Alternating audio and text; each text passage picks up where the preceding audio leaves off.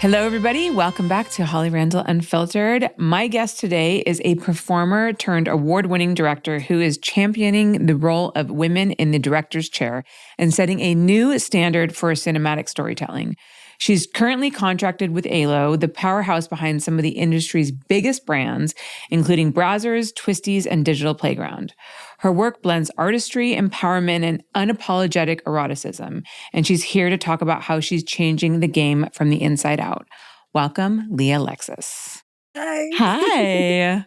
How are you? Good. That was beautiful. Good. I'm glad that you liked it. Yeah. ChatGPT did a great job. It was nice. I'll take it. I put in the prompts and I said, write something lovely. I'm like, she's done this and this. She's award-winning. Talk about how it's important that she is a female director and she works for these big brands, and just put it in a nice way. So, but I put in all the nice things. Yes. It just had to put it out in a nice way. Now you know my secrets.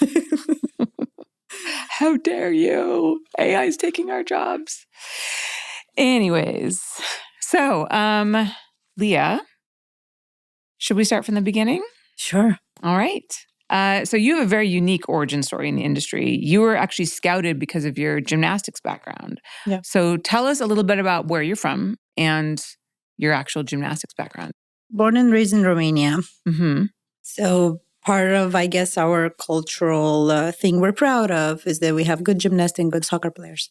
Mm. So I did gymnastics from 4 years old until 16-ish. Was part of national team. We did competitions. We got quite a few titles. But I had at that time the equivalent of a Facebook, but it was high five. Mm-hmm. So somebody wrote to me, it's like, you can be a star. You can be amazing. And I was like, She's like, but no, you can be great. You should come on a porn set. And I was like, I would never do that, but I do want to see a porn set. So you were curious, but Yeah. okay. I worked at I had like a silly job, like a bank. I was selling Avon cosmetics and like bank services. I was like, I would never do that, but I do want to see a porn set. I was just curious. Mm-hmm. Were you like sexual, like from a young age, or okay? Very much so. I feel like my mind has always wandered in the BDSM realm before I could even understand it. Like, I thought it was cool that Olive got tied onto the train tracks, just didn't know why. Yeah. And later on, all things made more sense. And I was like, maybe that's why I like certain things. Yeah. They made more sense. But I got to the set and they were like wiping the girl's feet with baby wipes. And everybody was like buzzing around her. And I was like, oh, it's so different than what I thought it would be.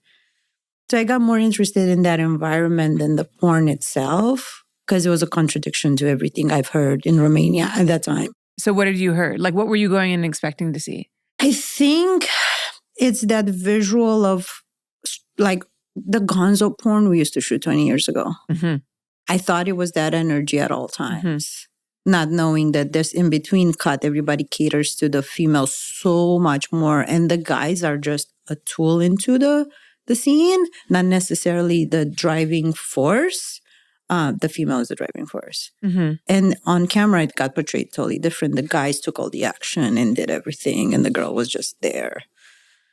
Being like flipped around and stuff done to her. She never had a say. And then when the camera cut, like she had all the say, and I was like mind blown by that. Yeah. I was like, whoa. Yeah. Because Romania is also like very like male centric. It's just, so I was like, oh. Okay. And so you saw that scene. So then what was the next step for you? Were you then considering getting into it, or? I kind of got more curious. So there was a production house that they rented. So I went and visited that house, and they were shooting one scene outside, one scene inside. And I kind of like spent, I think, like a weekend there, just like observing how they were doing it. I never felt pretty enough to do porn.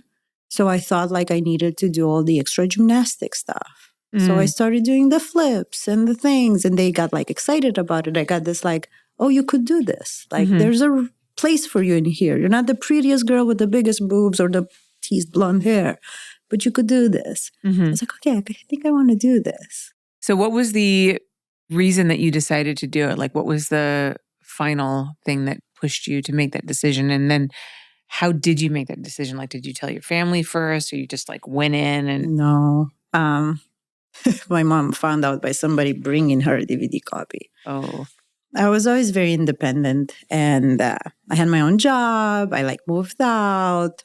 So it was a little bit easier to not say the whole truth from the get-go. Mm-hmm. So I kind of continued side of my job and continued porn so I could get away with it a little bit. So when she found out, she was just like, "Are you safe? Is anybody forcing you to do this?" I was like, "No." So then I kind of eased my way into that. Mm-hmm. I can't pinpoint the reason of why I wanted to do it. I don't think it was like fully because of this. I also just wanted to experience the different things. Like I wanted to do this type of scene and this type of movie. And I wanted to travel. And we were like, let's move to Budapest. That sounds fun. I'll do this for a little while. Mm-hmm. And then it kind of gained momentum, but I never saw it as a career long term. I just wanted the different experiences. Mm-hmm. I remember talking to my friends about like glamorizing a gangbang. You'd be like, how do you do a gangbang safely? She was like, I think you do it in porn. Like, I don't think you go about doing it randomly. Yeah. I could never find a way to like organize that. It was like shameful, but like going for like a porn shoot that's like a professional setting and you get to have that experience, it was a little bit less guilty feeling, I guess. Yeah. Yeah, because then you could hire professionals. You're on a set. You're surrounded by a team, production team. So like nothing could really go wrong because you were in an environment where everybody's working. Yeah. How quickly did you move into hardcore when you started shooting porn? Immediately. And I don't think in Europe there was any like negotiation. I'll just do girl. Either you did it or somebody else got the job. In Europe especially was that mentality like, if you don't do anal, we're not going to wait for you. We're just going to book this Russian girl. She does it. It's $500, $300, whatever. So it was like either you want to do it, you get the job, you don't want to do it, no problem, we'll book somebody else. They wouldn't wait for you.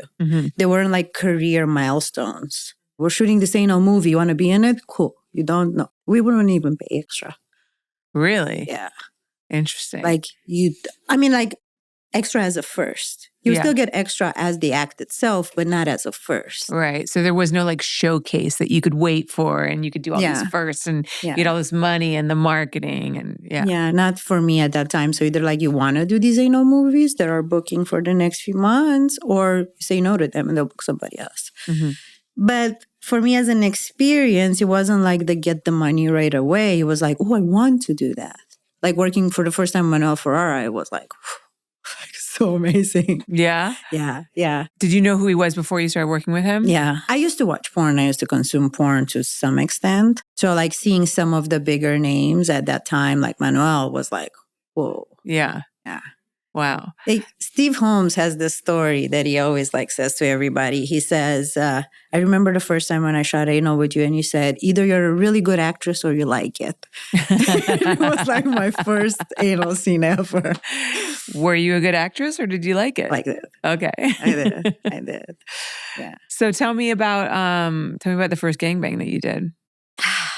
Like it was a little bit, now looking back, a little too strong. In the sense, it was those gonzo type of days. Girls walks down the stairs in stripper heels, teased hair, makeup like this. Yeah. The gonzo makeup. Yeah. That runs at the end of the scene.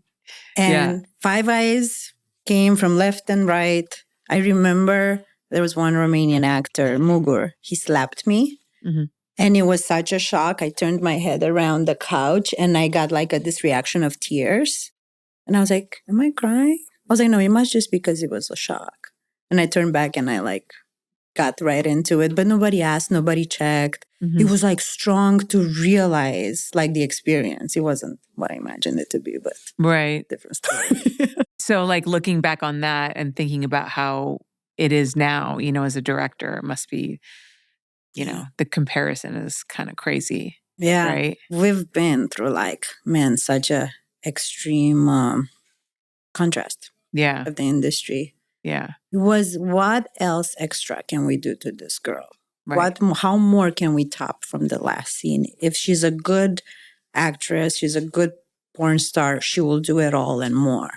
You were definitely known for like your hardcore scenes, and you did a lot of contortion positions as a performer. Is there a scene that really sticks out to you as like the most memorable one, whether or not it was something that was really difficult for you to do, or like a scene that was maybe the most proud of, or just like the craziest experience? I used to put myself in like these positions that later on I would regret heavily. Mm-hmm. But I felt like I wanted to stand out in my own way. So I would be like, well, what if we do a DP while I'm in a handstand and I'll just do the split and the guys can like enter from the top, like a pile driver, but I'm in split. And they'll be like, amazing, yeah, let's do it. And having to hold that while you're being pushed on and like grabbed on, and the guys are trying to get their edge because it's a difficult position. Yeah, they got to push their dicks down. So they're trying to hold on to you. So putting extra pressure on your wrist, on your hand. Now your face is all red. There's like a vein popping on your forehead. Yeah. Like, I should have kept my mouth shut. I should have done doggy. All of these positions that I've like wanted to do that they were special, halfway through I would regret it. I was like, God damn it. And did you get sick of like people asking you to always do contortion positions in like every single scene? Because I remember Mia Malkova telling me that, because she could do that backwards bending blowjob, and then everyone wanted it. And she was like, at some point, she was like, I don't want to do this in every scene. She's a very pretty girl. To me, I felt like I had to. Mm-hmm. Like, that's why they're booked to me. That's why I'm here. Mm-hmm. So like I would like stretch before going to work. I would warm up, or like I would like tape my wrist and like try to get extra strength, because I did aerial scenes when I was like suspended in aerial silks. I did that in the BDSM world. I did that in regular porn. I like anything I could bring extra, I was happy to do it. I didn't feel bad about it because I was like, that's going to be special. Mm-hmm. It's going to be different. Mm-hmm. But yeah, I never felt bad about it, but they were more exhausting than exciting, pleasurable. Do you think that standing handstand DP was the hardest scene you've ever done? The hardest one was a scene I did with Stoya, where we were probably 20 feet up in the air. She was on hoop and I was on silks, and we never touched the ground. The whole scene was suspended up in the air. But like your wrists and everything, it's like, it gets tiring. Mm-hmm. And it's the position is good, the chemistry is good. You try to push through, but also there's like a safety factor. We were in San Francisco at the Armory, concrete on the ground. Like if you fall, you fall. So there was no crash pad or anything? Because we can do that. And they're like, okay, go ahead and do it. And we did our own rigging. Because I think when you're an aerialist, you prefer to do your own rigging. Yeah. So we did our own rigging and we just climbed up and did the scene, and we didn't do that many breaks. To me, that was difficult to shoot at that time. Nobody used the crane. They weren't prepped for what we were going to do properly. So it doesn't look as good. But to me, it was cool. Yeah. Like it was a very cool scene to shoot. Mm-hmm. She was a little bit woohoo. Yeah. I've worked with Stoya before. Yeah. So it was fun. What is the scene that you are like most proud of? Like if, I know you're not shooting anymore. So if you look back on like your catalog of work, like what is the one scene or maybe movie that you did that you're like, that was my high point? It's a little bit of a blur because I guess you don't get that thumbs up when you're shooting the scene if you know it's going to do good or be well received. And even when it gets like, let's say an award, you wouldn't know, like, you know, was it really loved or just people thought it was crazy enough to. There's like movies like movies that I helped write or made the costumes for that I felt like I could bring more than just my performance. That made me feel very good for it. Sexually, yeah, there's just so many different ones. I wouldn't be able to like pinpoint one. It's also almost 20 years of porn now. It's a long time. Is there one brand that you shot for that you think like possesses the most amount of like your best work? Sounds like you did a lot of stuff for kink. I did. And I learned a lot of myself with kink. It was also, we were working in my team was crew only females. Mm-hmm. And I feel like they're more inquisitive to find out what is it that you're really about versus than just getting the job done. Mm-hmm.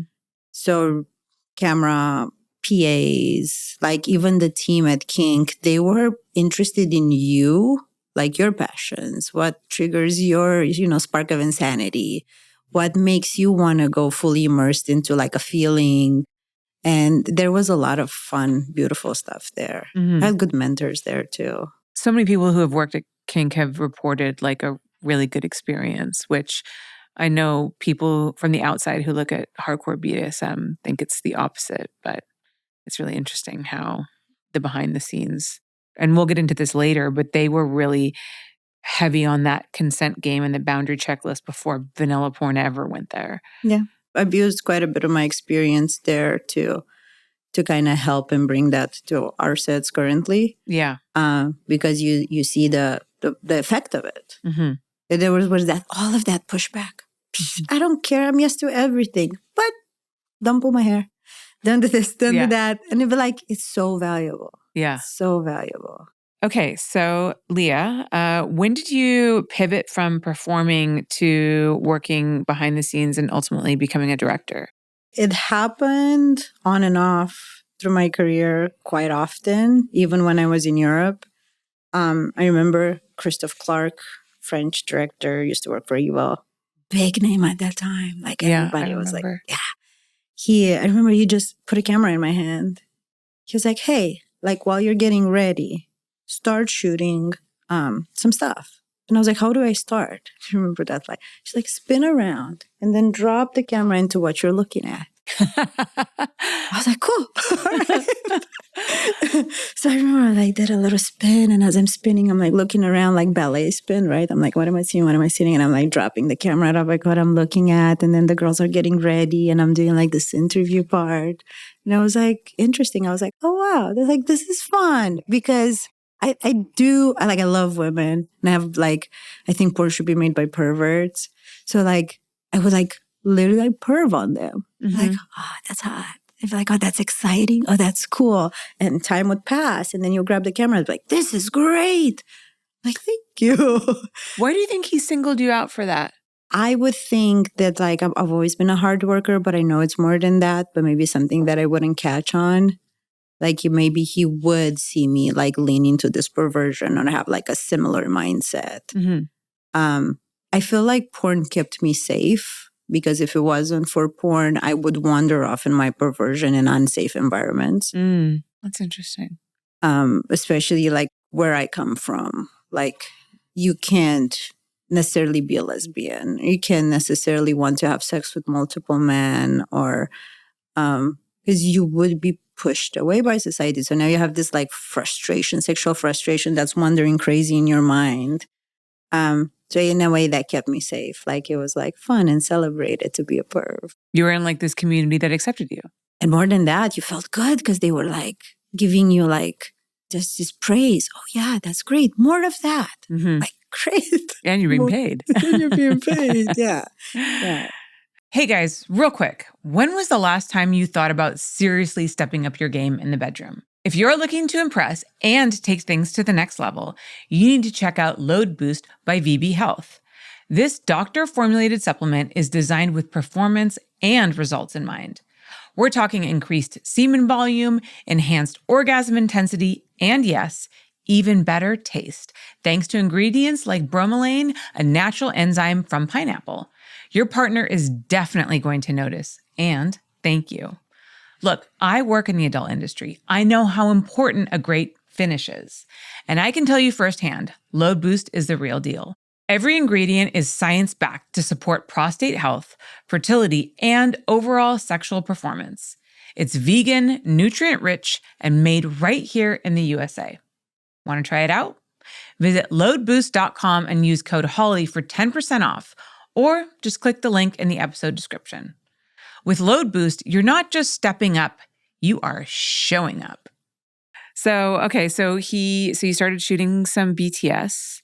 So where did that take you? I actually ended up doing wardrobe for some of the stuff as well. Maybe again in like tied into my love of like women and like beauty in the sense I wanted to dress them. And then it would be really cool to be behind the camera and see them undress what I've made for them. So I did that. I helped with production management. I would book certain things. There were like a few Romanian girls that were like, we were a gang. We all like lived together. So I'd be like, such and such, absolutely. I'll get my manager in place and we will like book a movie. So I think that kind of fell naturally into place, like production management. So while we were there, I would like to make a cool dress for her. What would you dress her in? We could shoot her at this location. And it like took a natural turn. Like I never thought I would do that job, but I kept on doing the job in one form or another. So it just became like a natural progression. And then how did you end up here in the US directing for Elu? I directed for a few different companies before. So I came here with a different company that was established in Budapest. It was run by a Romanian director, but I still, help and like book certain things. So I came here with that company, and he was also directing for Evil Angel. So he asked me to drop off a hard drive at Evil. So I go drop a hard drive at Evil, and I have a hat on, and John Staliano reaches over, he's like, "Are you Lea Lexis?" I was like, "Oh my God, he knows who I am." He's like, "I want to do this movie with you where we do contortion and gymnastics." And I was like, amazing. So like I got to work more for different companies, and I ended up working with Evil quite a bit, like quite a few years. And I worked with John closely on like a few bigger movies. We did Voracious together. Like we shot it in like 3 countries, and we traveled around and we did cool stuff. I worked with Jason and I helped him with production a little bit. We went to Romania and we shot like different movies there. So I kept on getting pulled in. I never thought like I would be like, I'll go to America and I'll knock at some doors and hope they get me.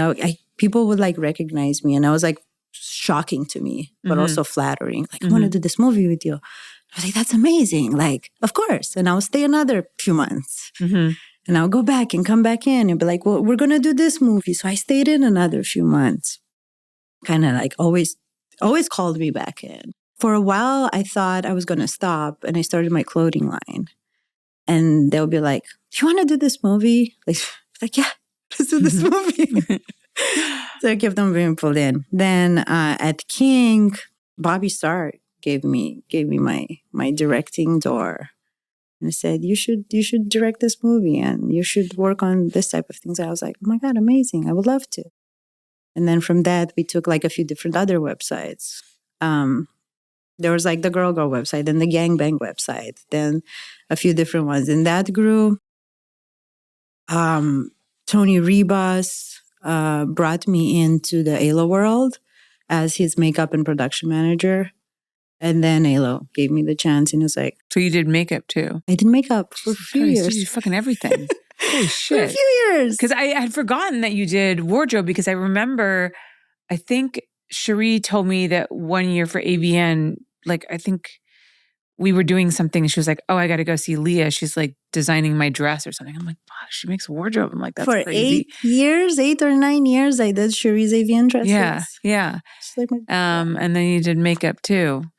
Did makeup too. Is there anything you don't do? It's like there's a lot of things I don't do well. Try not to talk about those. I'm awful at social media. I'm the worst there is in the world out there. Yeah, that's a lot.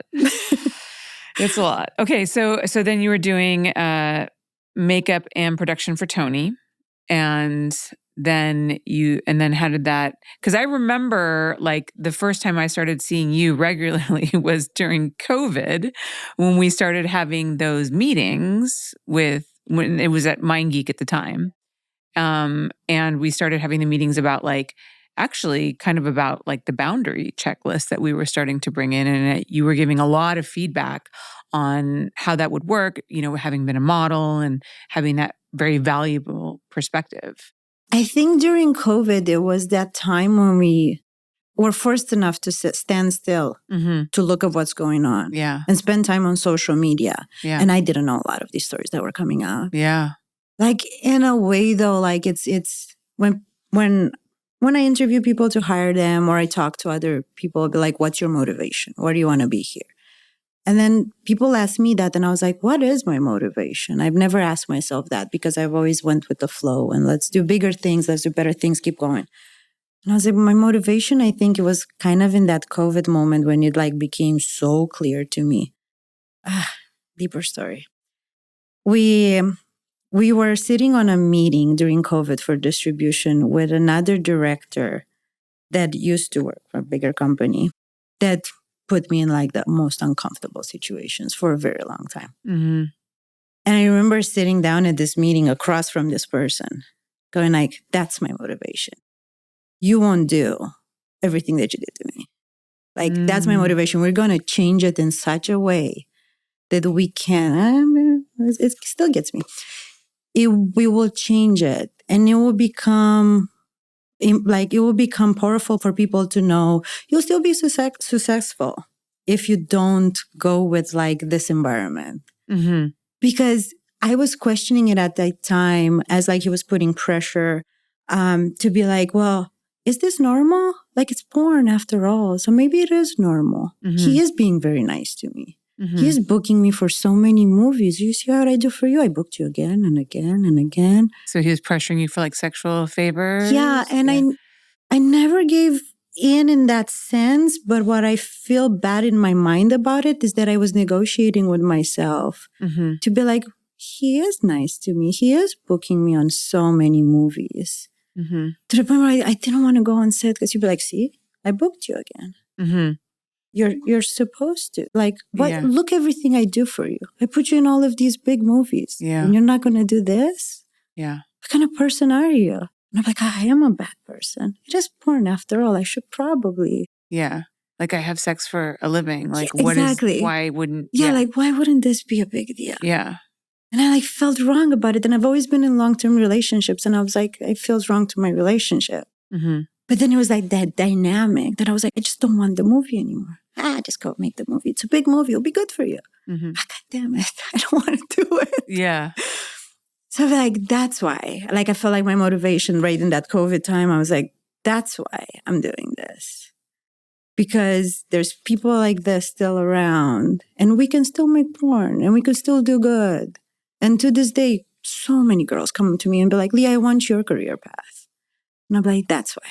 Yeah. Like, we can make cool movies, but we can still not feel so dirty and guilty and ashamed about it. And like have this like heart of a little flea in your chest when you walk on set. You're like, oh, fuck, here he goes again. And he's not busy. So he's going to come after me. Yeah. And everybody's busy, but he's not busy. So he's going to come after me right now. Yeah. Yeah, that's a horrible place to be. Yeah. That turned dark quick. I have no, it's okay. I have a feeling I know who you're talking about, but of course we're not going to say. Yeah. But I have a feeling. You know, it's crazy. I have a sort of similar story, but I actually never think about it. And this actually happened to me like a long time ago when I was a kid. When I was like, I don't know, 14, I wanted to be a model.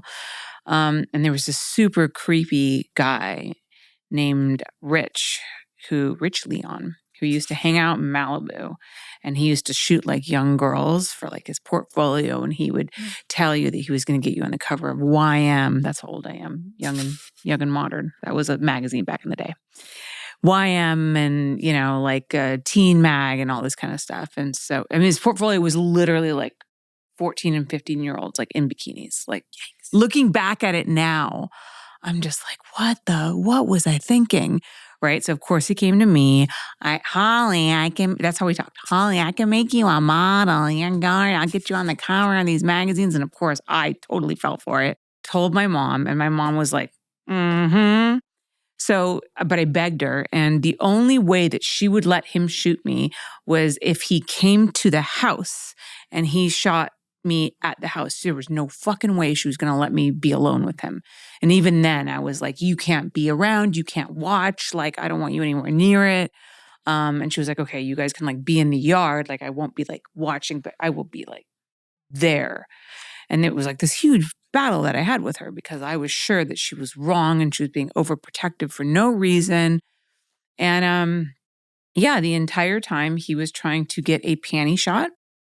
He tried to get me to take my clothes off, and I had this like sheer dress that had like a slip under, and he tried to get me to take my clothes off and wear only the slip that was completely see-through. Like, I mean, he was literally trying to get like pornographic shots on a 14-year-old the whole time.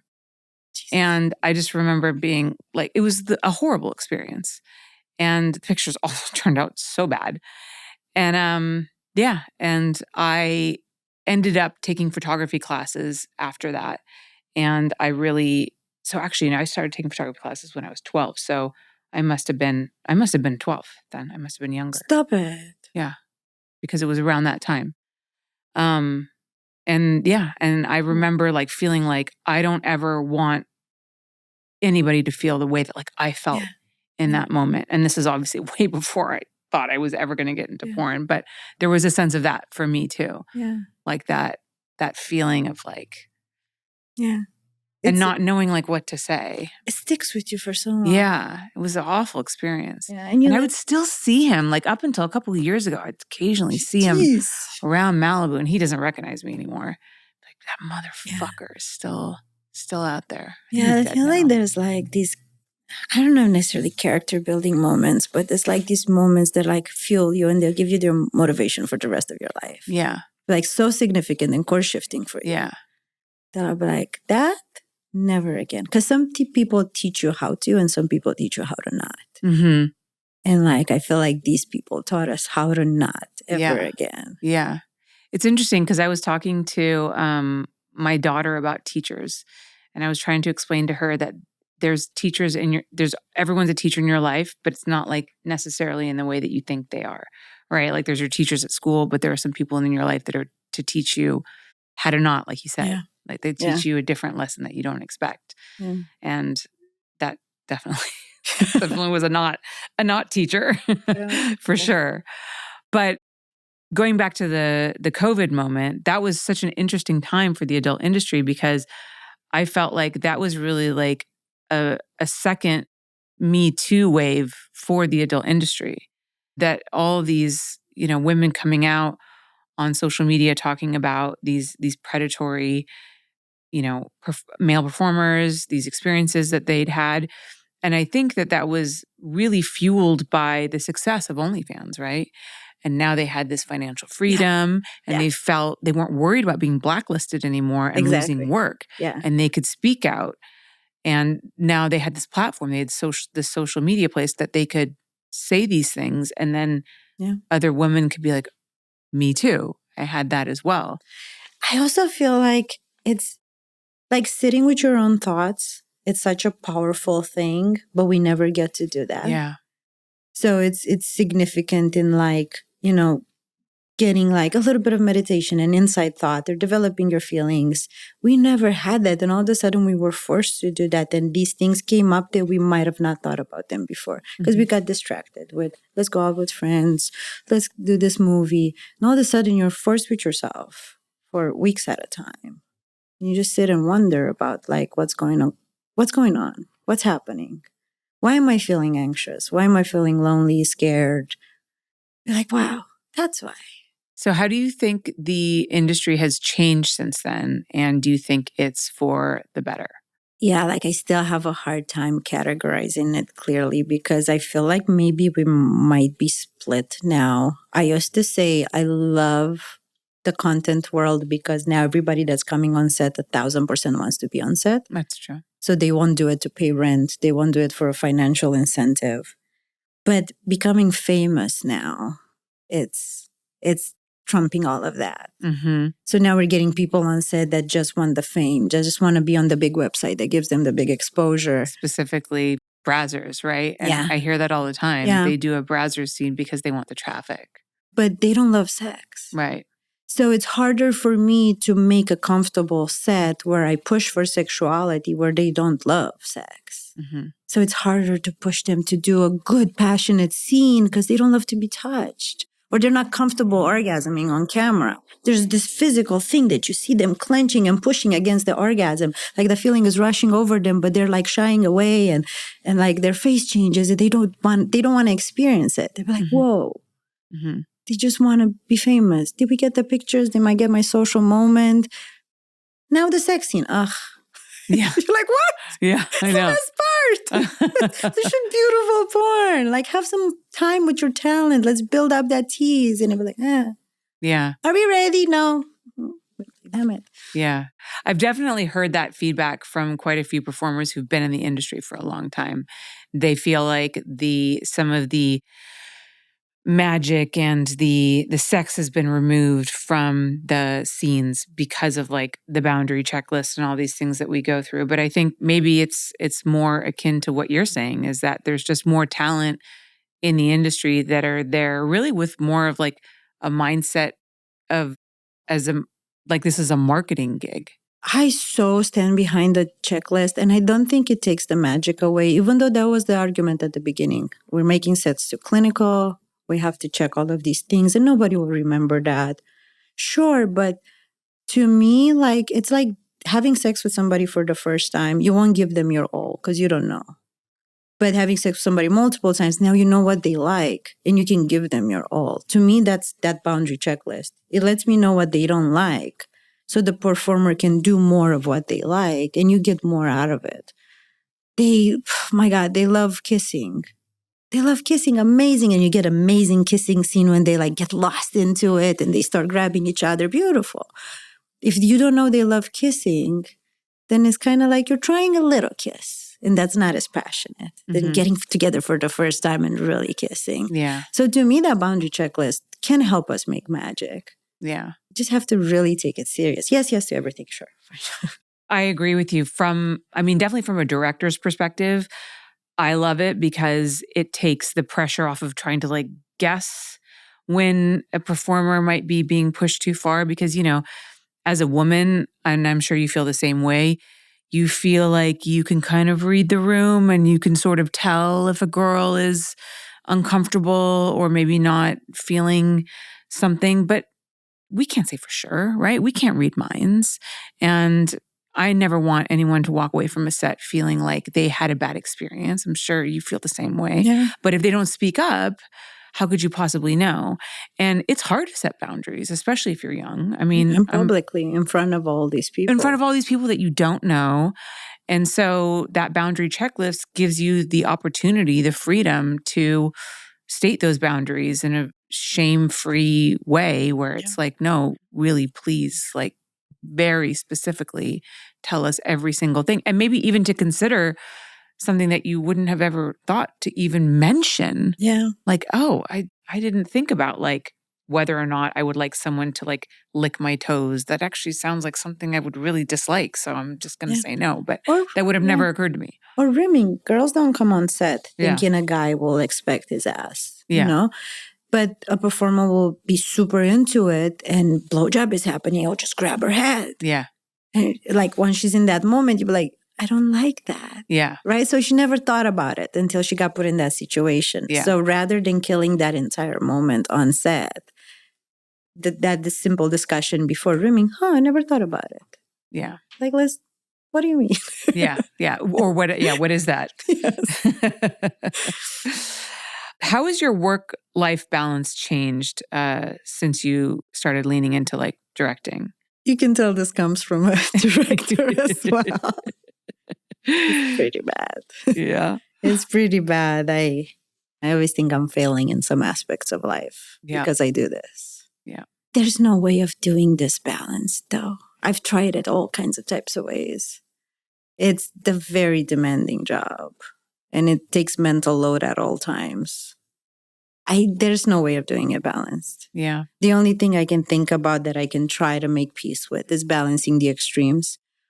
That if I do shoot a feature or a bigger movie, I will allow myself a few days after to like catch up on my personal life. Yeah. Spend time with my family and have some moment there present, because while the feature is happening or the bigger series is happening, I have nothing for them and I feel so guilty. There's no way we finish at 4. Yeah. Like 9 to 4. Get out of here. No way. Yeah. No, it's like 16 hours. It's a common thing. Mm-hmm. And these days, they take weeks to shoot. Mm-hmm. And they take another week to prepare. Mm-hmm. It's probably going to be my biggest regret. Yeah. As time passes. Yeah.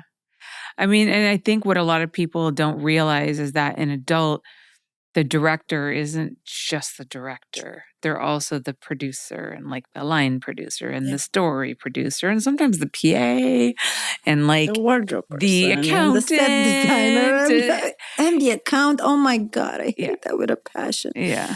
Yes. Unfortunately, it's we don't get the luxury of like a big crew.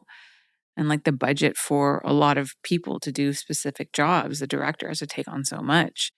And it's interesting when I see so many performers who are like, I want to get into directing. And then they direct a couple of movies and they're like, this sucks. This pays me significantly less than performing. And it's so much more work. I will never do this again. And I'm like, there you go. Like, you really have to love it. The motivation has to be something else than money. Yeah. Because if it's only money, it's very much not worth it. Yeah. We're fortunate we work consistently. It's beautiful because when I was a model, I wouldn't work as consistently. Like maybe I'll have a fantastic 2-3 months. But at that time, all the companies have shot me. Mm-hmm. They had their movies with me, so it will slow down. Yeah. So yes, you maintain a good relationship with the companies you work with and you'll get consistent work. And that's a beautiful thing. But it's not necessarily all of that financially rewarded in comparison to a model. Mm-hmm. And I know directors that have a hard time writing the checks to the girls. Mm-hmm. That amount. Yeah. I used to write checks for other directors. Just write it. I don't even want having to write that check and hand it over knowing how much work they put in and how much money they made that day. Yeah. Yeah. So what is your motivation? Like, what is your favorite thing about directing? It's corny, but I want things to be different because I was around. Mm-hmm. There's, maybe a sense of legacy that this industry has made such a big impact on my life that when I'm not here, I wanted it to have meant something because it's heavily scrutinized. Like, I still cannot do a lot of the things that a regular person can do. Family and taking my family somewhere where I still get recognized and people still come to me and I get treated differently from, buying a house, which is an HOA. And they have like maybe, what was it called? I forget the legal term.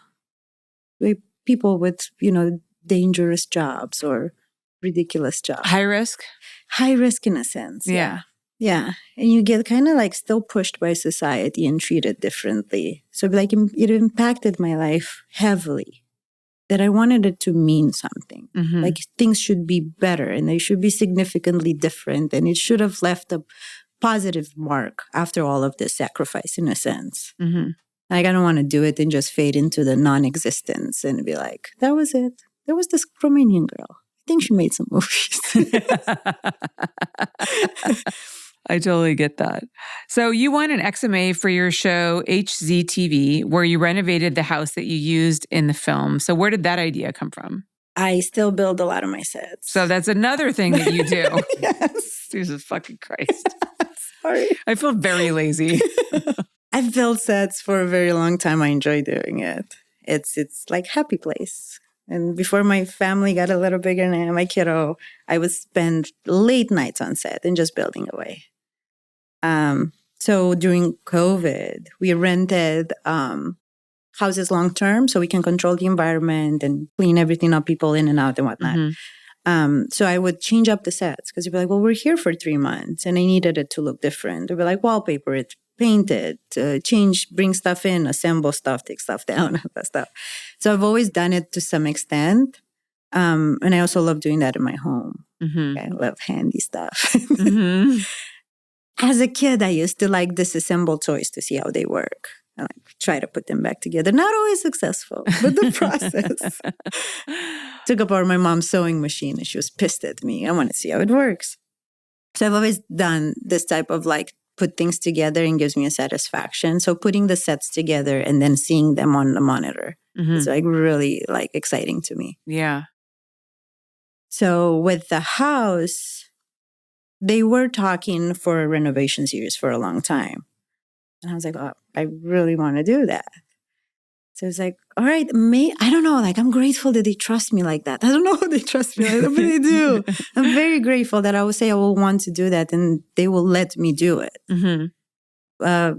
John would say the proof is in the pudding. Maybe I've worked enough to the little things and I've shown that I can do it. Now they can trust you. But I think there's a gamble also that they take on me that I'm very grateful for. Mm-hmm. And a little bit more extra pressure to be like, I have to deliver because they did.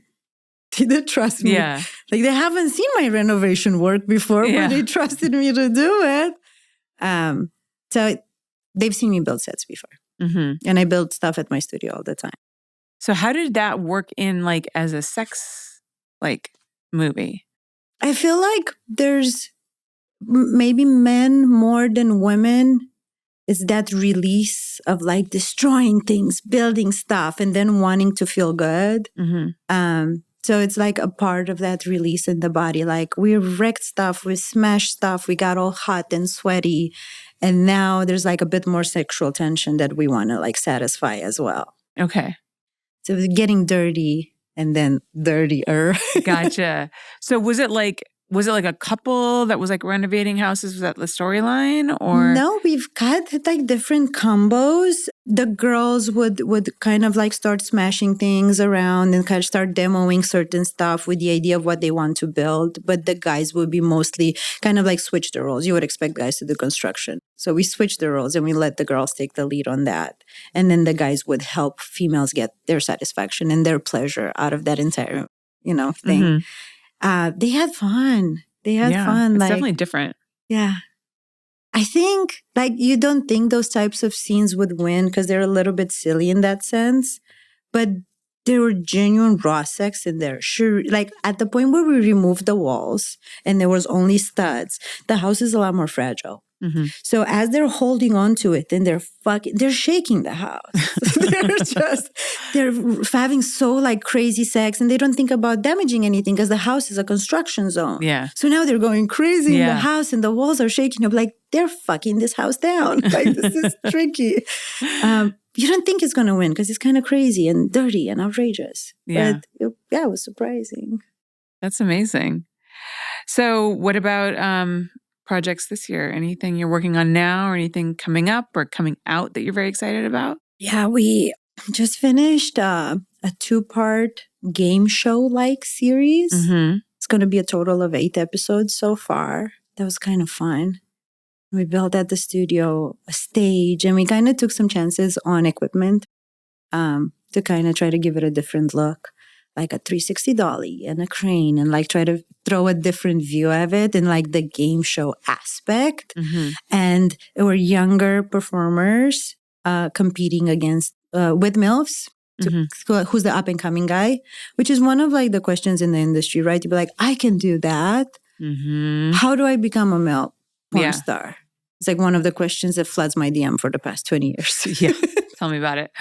So funny because I just had, Girthmaster on and same.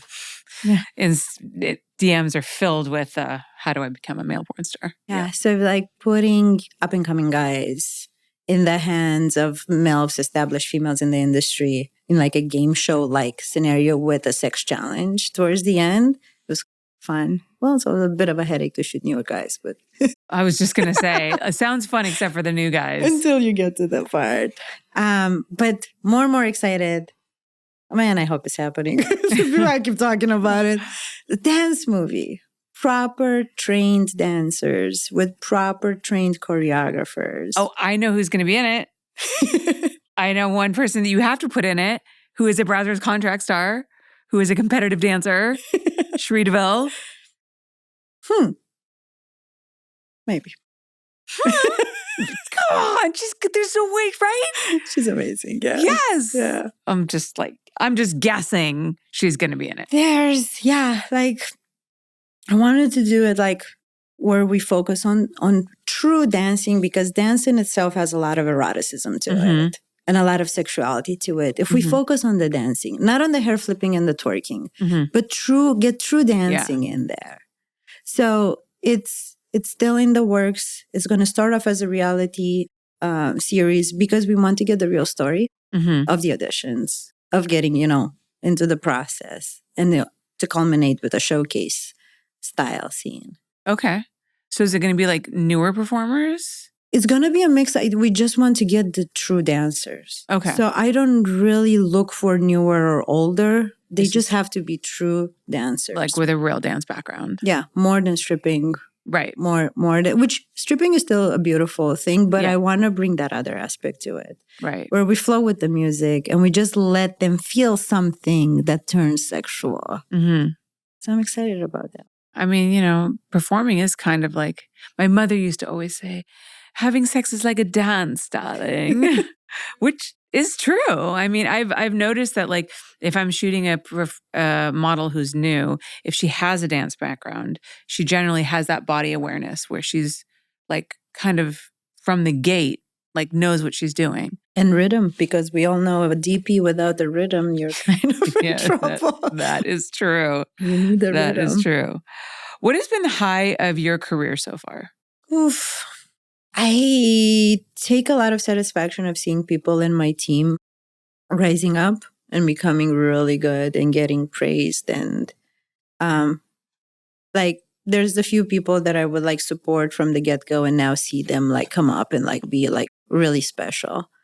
And I think because I never thought it would be a path for me, like seeing it become a path for other people, it's assuring. It means there's longevity for us in the industry. But also that feeling of legacy, like there's more past me. Mm-hmm. That like maybe my name won't die, when I'm done and retired. Maybe there's something else that will matter. Yeah. Like, well, that was great things and that inspired me and I did more. And it's a very proud moment. Maybe in a sense, not to compare it too much, but raising a child, you'd be like, there's a legacy past you. Yeah. That it was meaningful beyond you. It was meaningful to them too. Yeah. And they carried it on back. And then knowing if you do the right things, they'll continue doing the right things. And but like, we've changed for the better. Mm-hmm. We're not the scummiest, filthiest industry in the world. We're not the dirty people that nobody wants to be around. We're actually like impressive and it's significant. And I like that. What advice would you give to a performer who wants to make that transition to working behind the scenes, whether producing or directing like you have? It's the job of no resume. I've said that before, but doesn't matter the type of movies you shot. It's the experience you leave people with and how they perceive you. The being professional, the being on time. They all have so much weight once people have to think if they can trust you with their money. Mm-hmm. How you conduct yourself from financial aspect as well. If I'm a producer, that means somebody's paying me a lot of money to produce their movies. I have to hold on to this money to produce this movie. So I think that's something talent needs to understand. It's a trust factor. If you're wasteful with your money, if you're, whatever situation, regardless if you have a good vision, it's harder to trust you. So you need to have a business sense. And nobody teaches the business of porn. You have to have a business sense about yourself in order to even be considered that you could be a good director and a producer. Are you professional? More than when you're a porn star, it's your job to be slutty and fun. Yeah. So like at some point, can you also give trust? Can you also give the fact that you are put together? You have your thoughts, in line. If you have a bad day, you still have to show up to set. Yes. Because if you have a bad day as a director, does your entire crew lose his work? Yeah. Does the movie not meet the deadline? Do we lose location and everything? So being professional matters more than they think. Yeah. It's more than just that one scene. It's this entire like unspoken resume that you leave people with. So anybody that's trying to hire a new director, they will do their due diligence and ask around. So if there's a combo of bad stories about you, they most likely won't get the job. Yeah.